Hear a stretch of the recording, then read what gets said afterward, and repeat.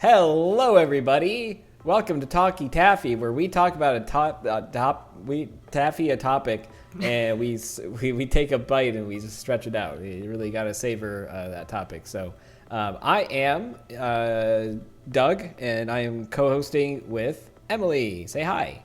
Hi, that's me. So the day after our last episode, I came out as non-binary gendered. So I use they and them pronouns. Woohoo. And that has been the inspiration behind our charity drive for this quarter, which we are announcing. And that charity is the Trevor Project.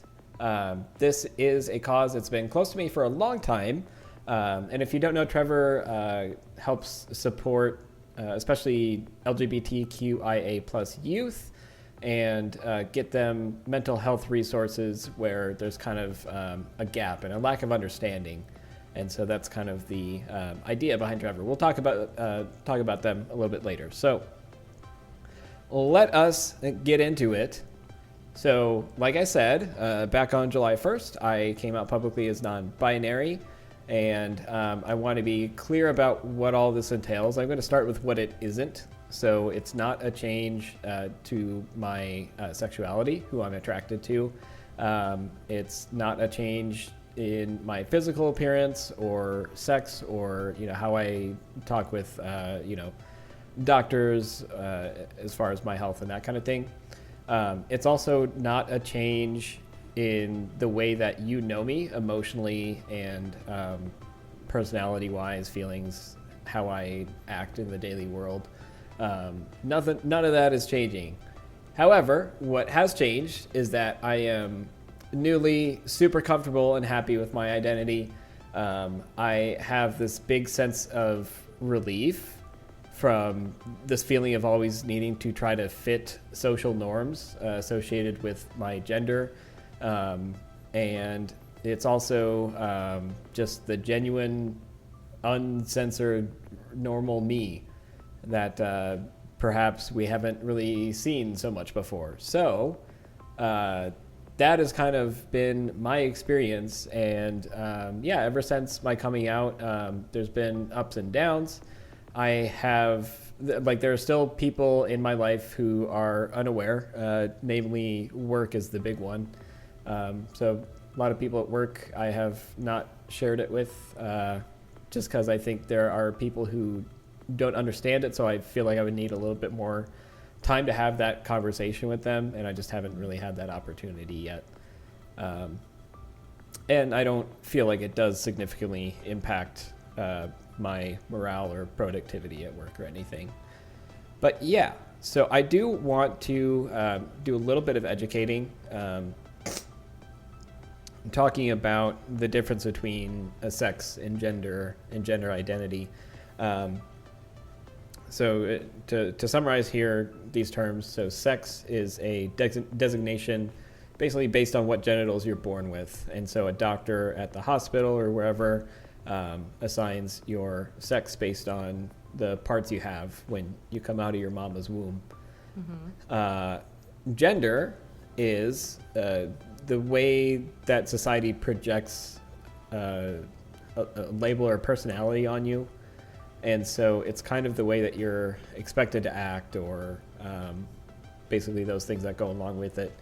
Gender identity is kind of the opposite of that. So from the inside looking at yourself, it's your own self-feeling. It's how you feel about yourself. And so when I say I identify as non-gender or non-binary gendered, that means that I have a non-binary gender identity. A big part of gender identity to me comes with labels. And so this is something that I've always been opposed to, is labels in general. I think, there's ways that labels can give you a way to fit in. And I think it's kind of human nature to establish labels for people and have these prejudices in our mind, because it helps us break down what's a very complex world into simple chunks that we can manage. And so by labeling things in general, you can understand kind of on a simple general level what something is like. However, you do miss the details in the cracks there when doing that. And so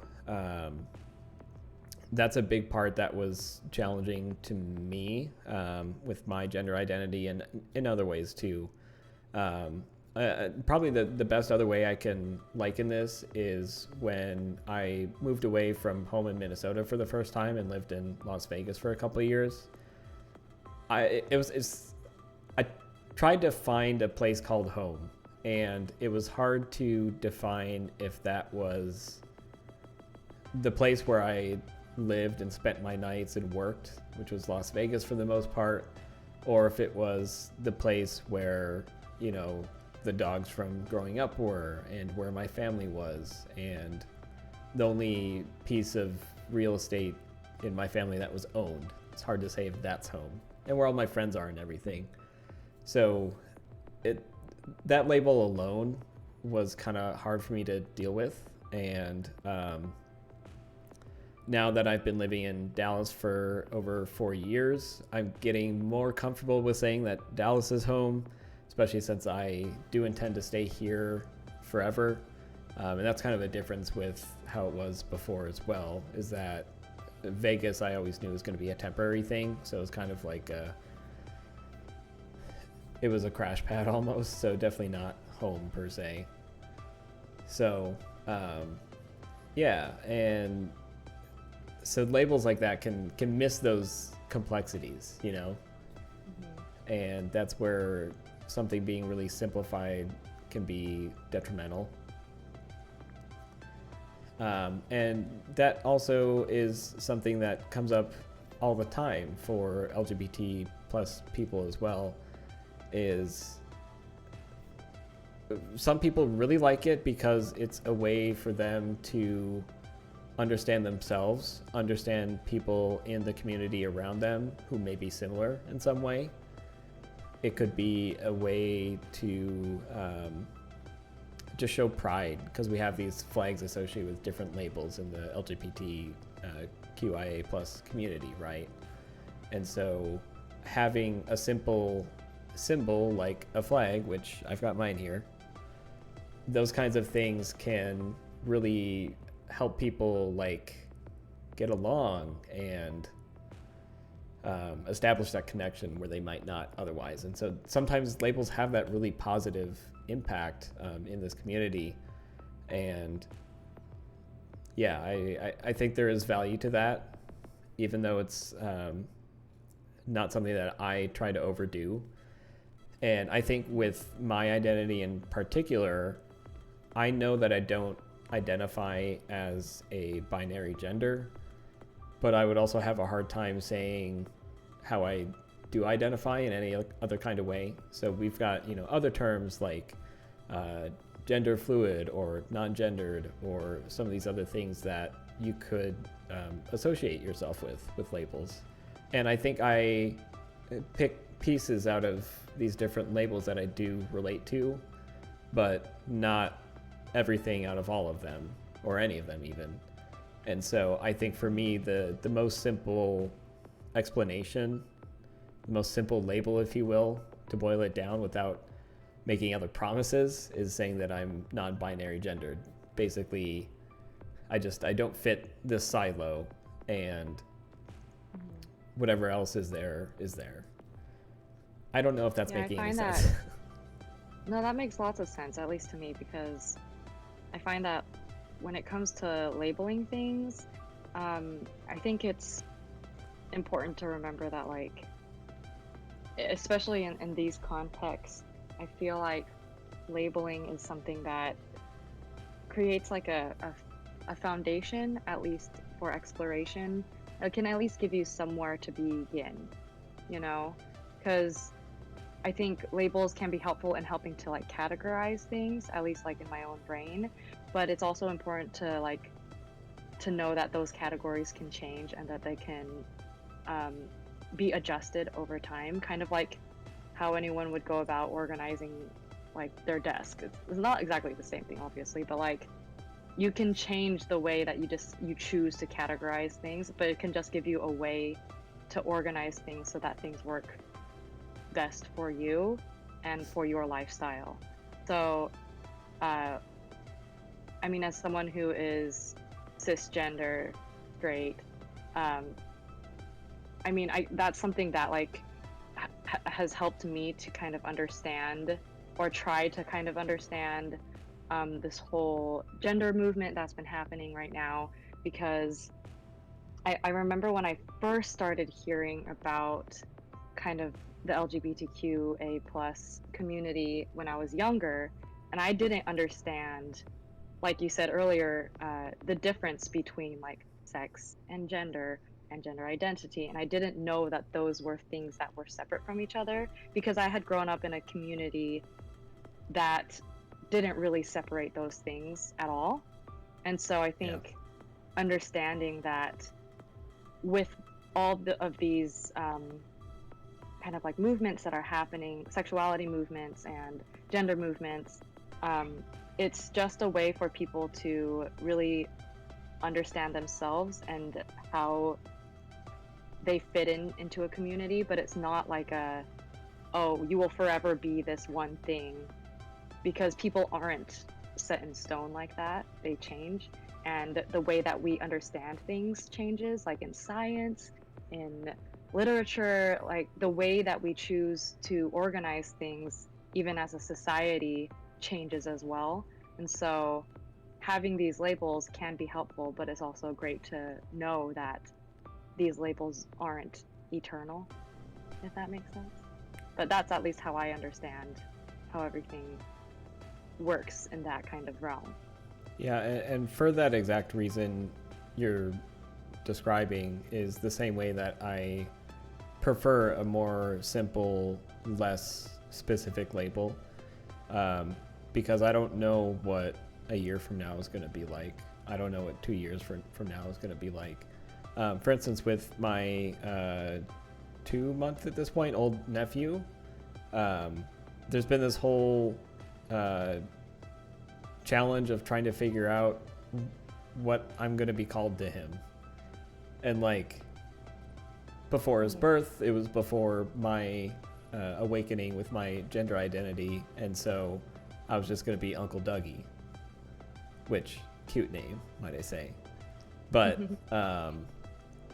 then when I came out as non-binary and used they them pronouns, uncle doesn't quite I mean it's binary, right, at least traditionally speaking, but I also recognize that it's going to be at least another year until this child really understands language and retains that and associates that label with me. And even though it might be, a dozen years or longer until they'll be capable of understanding what gender identity is and what that means for his uncle, or the one I've heard is pibbling, is I think what I'm leaning toward. So parent and sibling, pibbling, non-binary term. That's cute. And so what that means for their understanding of, their pibling's gender identity is something that remains to be seen, and how I'll identify a year from now remains to be seen. I don't know what this journey will be for me, because part of it is that I'm still getting comfortable with my, newly public identity, and trying to, understand how I feel about it and everything. So that's just going to take time to get to know. And maybe I just always am Uncle Dougie. Maybe I rename myself to TT or something. Don't know. We'll see. But yeah, I mean, labels, I think, are that thing that honestly, this is the only point that I have, the only discussion point that I have written down for this topic is just labels, because that's literally all it is to me. That's what gender identity is. It's just a label. And you can make that something that works in your favor, if it doesn't work in your favor, you can separate yourself from that label, and whatever way is best for you and however you want to be referred, that's your choice. And that's kind of the point that I have to drive home, is just identify yourself the way you want to be identified and encourage other people to identify you that way. And it's not easy. Like, yeah, definitely. I think when it comes to labels and labeling yourself,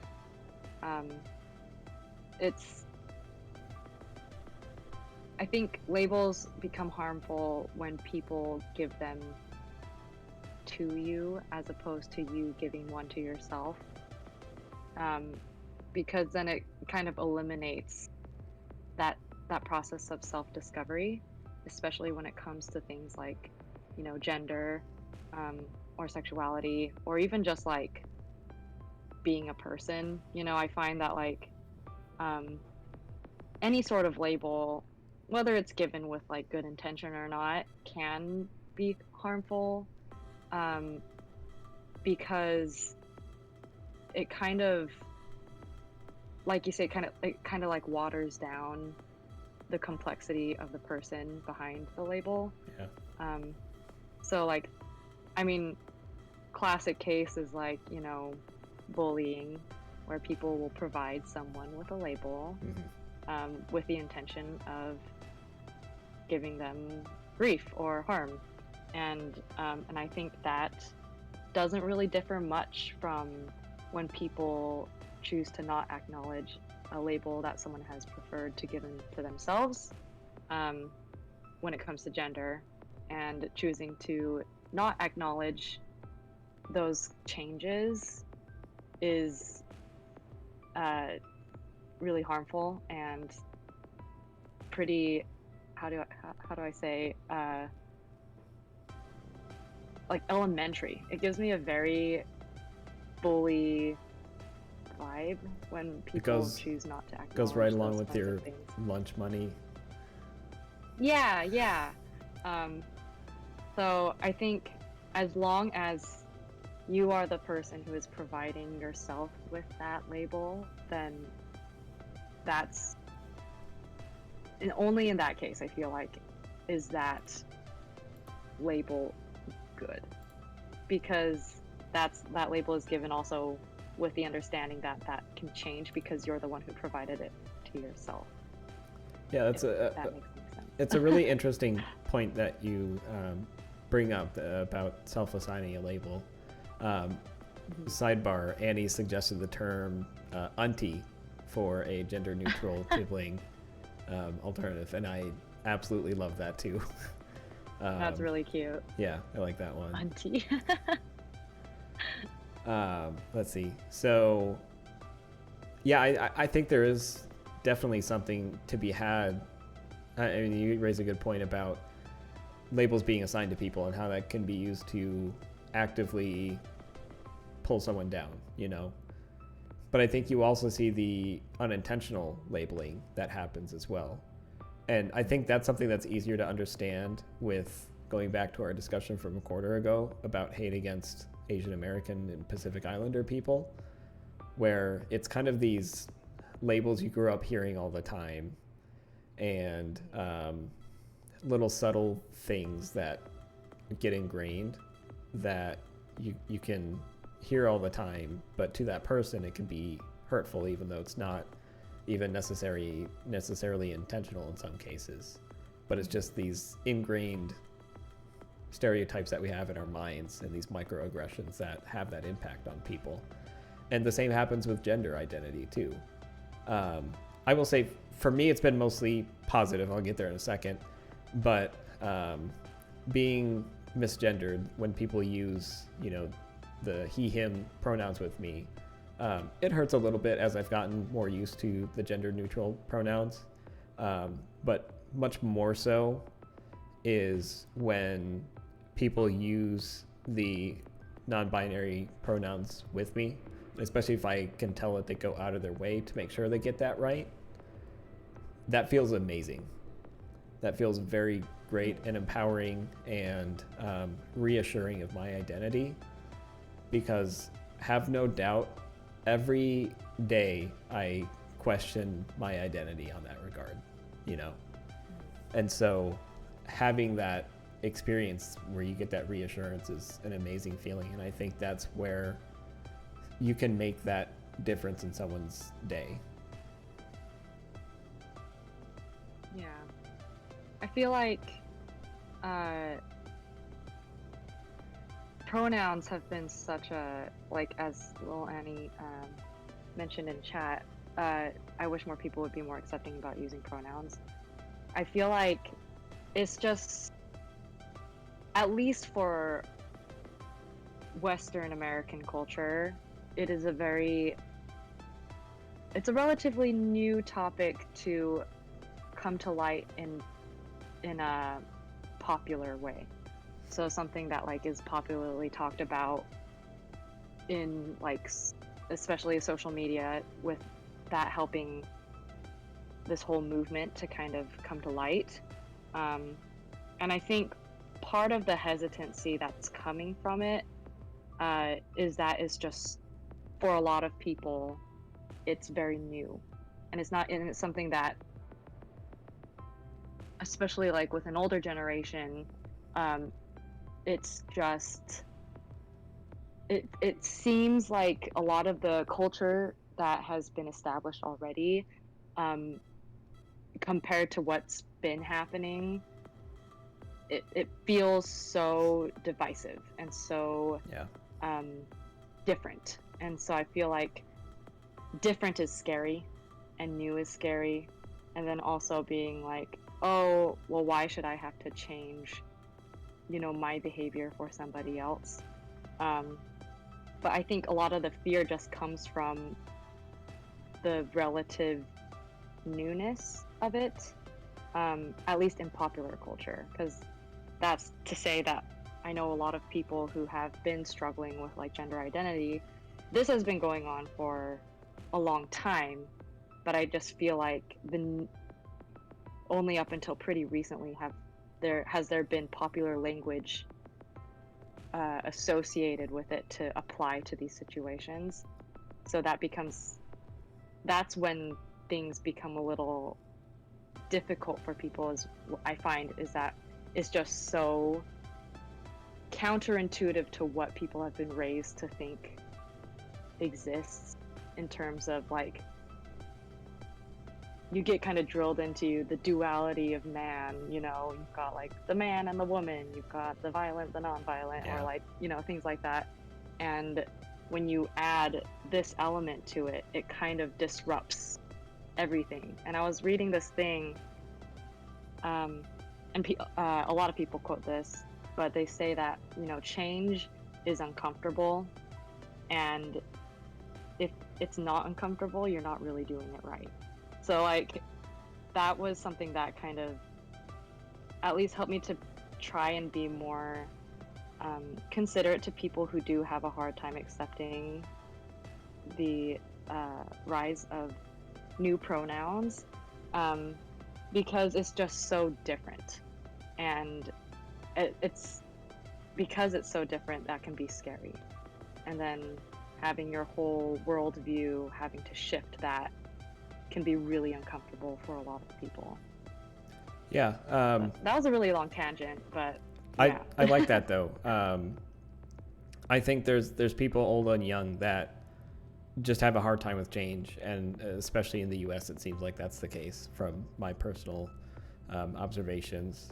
I think you see, I think like the duality that you're saying, that black and white that we like so much, I think that is a stronger thing in Western culture. And I mean like even far Western culture like America. I think that exists less, especially in Europe, where lines are a little bit more blurred. And I think, I mean, I think it's human to want to try to put things into buckets to try to contrast as much as possible so we can understand what's different, because that's what matters to us in the way that we act, right? But I've also seen examples of, especially like young people having a hard time accepting this kind of thing, and it's because it just doesn't agree with their mindset, and they're so unwilling to change to adopt things that like just make people feel comfortable about themselves. And the whole thing about like pronoun normalization is making it less intimidating for someone to be comfortable to be themselves. And yeah, I just think it's awful that people have that mental struggle so frequently because society is so unready for it.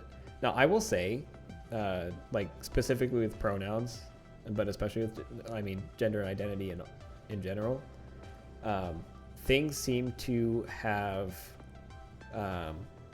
changed pretty quickly and actually stuck. Because I remember the first time that I found out about gender identity being different from sex was, I think, 5 years ago. And the first time I saw pronouns being like a fairly frequent occurrence was maybe 2 years ago. Maybe even more recent than that. And part of that may just be how much I expose myself to communities that have larger numbers of LGBTQIA people. But I think there are ways that, I don't know, I think there are ways that we see these changes being made pretty quickly, which is encouraging. Yeah. So I do want to talk to my mother right now. So basically, if I understand what you're saying, Mom, taking the words they and them, which traditionally in English have been plural pronouns, and forcing that to be a singular pronoun is a challenge for, prescriptivists, people who are concerned about the continuity and rightness of the English language, if you will. And I think there's something to be said for that. And I think there's something to be said for changing that. So I'll make 2 points here. So first of all, we talked about this in our episode about language a couple months ago, about APA officially adopting they, them as a singular pronoun. And the other point I want to make as well is that there are gender neutral pronouns like ze, them that can be used as singular pronouns. However, those are less popular, and I don't think everyone is comfortable using them. And I think the reason for that is just because of how much more explaining goes into that. Like, if you use these them pronouns, you have to explain that every time you use it. And there are people that just don't want to deal with that, and that's fair. So that's a new term, a new word that doesn't have a preconception like they and them. And I think that, so that satisfies that grammatically correct side of people. But I also think that, the they pronoun is one that from early in life we use as singular when it's ambiguous. And it's not correct in the way that we've always learned English growing up, but it's the simplest, most understandable form of a pronoun for something that doesn't fit those binary silos, if you ask me. Just because you don't need to have that conversation every time. It's like, oh, what's a Z? I don't know what a Z is, or a Zem. I don't know what that is. Don't want to have that conversation every day, And I know that kind of self-advocation can get exhausting, and I know this comes up a lot in like the disability space, specifically with like guide dogs, needing to explain that a guide dog's not a pet, how frequently that happens. Stuff like that is just you shouldn't need to advocate for yourself all the time. And so they them being a path of least resistance is, I think, why it has the popularity that it does. And that's why I chose that as opposed to ZZM personally. So I do want to talk about our charity and how that fits into this conversation. So especially when it comes to self-identity and the impacts that can have on a person's self-confidence, ego, having that prosecution where people, intentionally misgender and belittle your identity is one side of it, and then the unintentional, the subliminal messaging that goes around gender identity and that kind of thing has a huge impact on the mental well-being for these people, and especially among youth who don't have the confidence to advocate for themselves and don't have the best support networks in place for themselves and so on. That's where stuff like the Trevor Project can come up and really help. And so, I mean, the Trevor Project's primary mission is to end suicide among gay, lesbian, bisexual, transgender, queer, and questioning young people. And so it's very specifically there to address suicide, thoughts of self-harm in this space. And each half of what makes that mission statement is important to me. Being someone who has dealt with suicidal thoughts before and someone who is part of the transsexual community, or transgender community, excuse me, I think there is, I mean, it just has so much importance to me personally. Now, I don't know, I think it's a charity that you support as well, right? Yes, I've actually been aware of the Trevor Project for quite some time now because of some queer YouTubers that I follow, and very, very famously and wholeheartedly support the Trevor Project. So I've always been aware of them, and I've really, really liked what they've done to help young people. And I also really like that it kind of also helped to bring more awareness to just mental health in general. Yeah. Not just for LGBTQIA plus youth, but especially that group that is typically, because of where our society is today, goes through a lot more difficulty. So I definitely like the Trevor Project, and I would recommend donating for sure. Yeah. Appreciate anything and everything that y'all are able to offer to support us. So if you are watching this live, the link is in the chat. If you are watching this on demand, it's in the description. If you are just listening to this, it's also in the description. So check that out. And we also have a Discord where you can get all this information. Oh, I do want to touch briefly on our last charity drive as well. So that was for the National Asian Pacific American Women's Forum, and we raised $50 to support their cause, which is focused on encouraging education and workforce stuff, like employment, job skills, that kind of thing, for Asian and Pacific American people, women of yeah. I think I said that right. Yeah. We're good. It helps to address reproductive health and rights, economic justice, immigration, racial justice, and also create employment opportunities for those groups. Exactly. Thank you. Yeah. If y'all have anything that you want to send us, you can email us at talkytaffy@gmail.com. Like I said, we are on Discord. We're also on Twitch. We stream this live every other Wednesday. Yes, today's a Thursday, but every other Wednesday at 5:30 p.m. Central Time, 6:30 Eastern. And also, we're going to be taking like a month or two off, so we'll see in a couple months. Yeah. But yeah, so awesome. If you're not watching this on demand, oh yeah, we stream on Twitch. Come watch us, say hi.